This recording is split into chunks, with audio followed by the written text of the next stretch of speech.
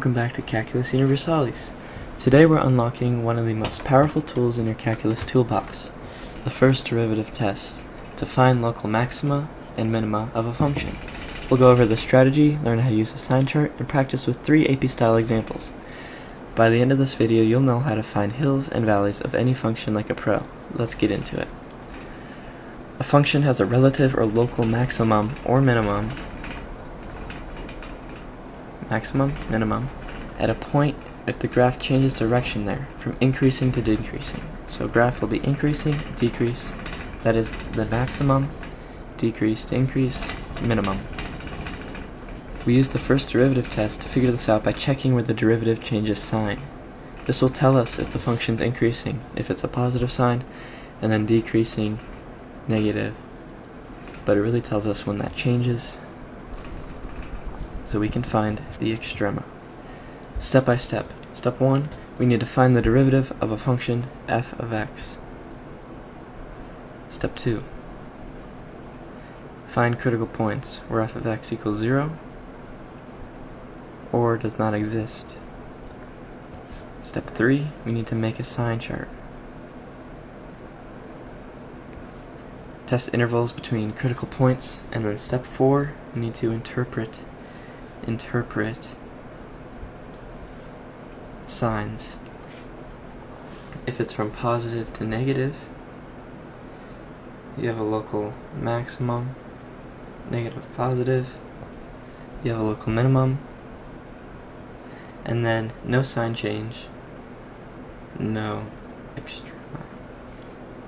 Okay, now let's try this out.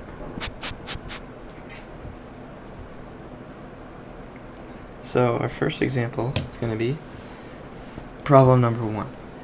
F of x equals x cubed minus 3x squared plus 2. We need to find and classify the critical points. First, take the derivative.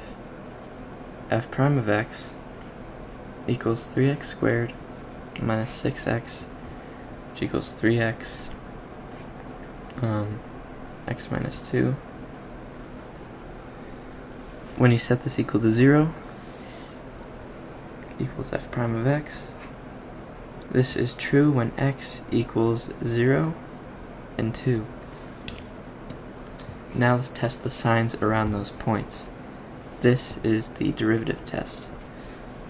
So we have 0, and we have a 2. This is for f prime of x. Let's plug in a negative 1. And then here we're going to plug in a 1.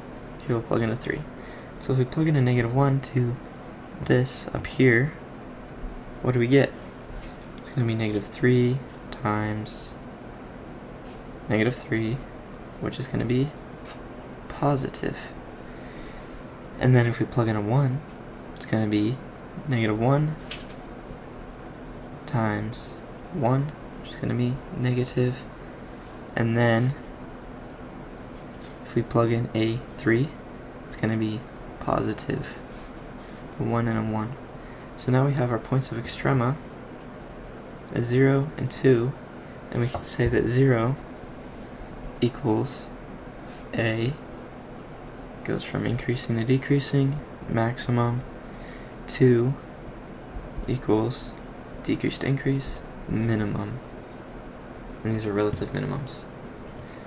Now, example number 2.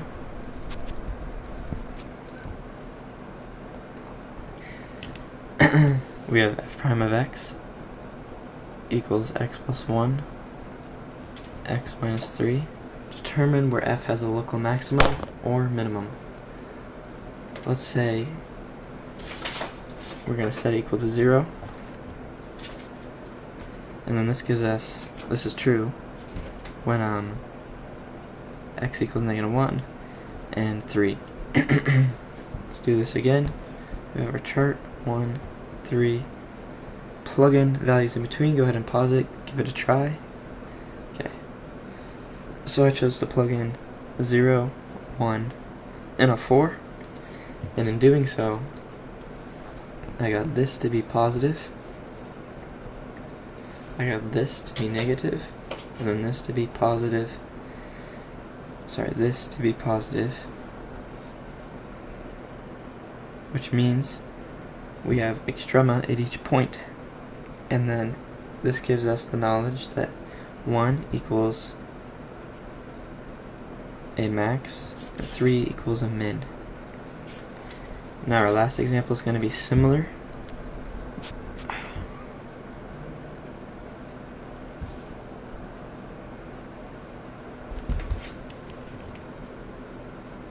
If you're given a graph of f of x, a prime of x, at what values of x does f have local maximum or minimum? Let's say this is a common multiple choice or FRQ setup. Look at the graph of f of x, where f prime of x crosses from above the axis to below. F prime changes from positive to negative, which is a local maximum. Where f prime of x crosses from below to above, f prime changes from negative to positive, local minimum. So if f of x crosses the x-axis at x equals 1 and x equals 4 going up, going down and up, there is a local, this is a local max and this is a local min. So here's your key takeaway for this video. F prime of x, positive to negative, max, when it equals negative to positive, min, and when there's no sign change, it is no extrema. So you can go ahead and try some problems on your own, such as finding and classifying relative extrema for f of x equals x to the 4th minus 4x squared. You can go ahead and try that on your own.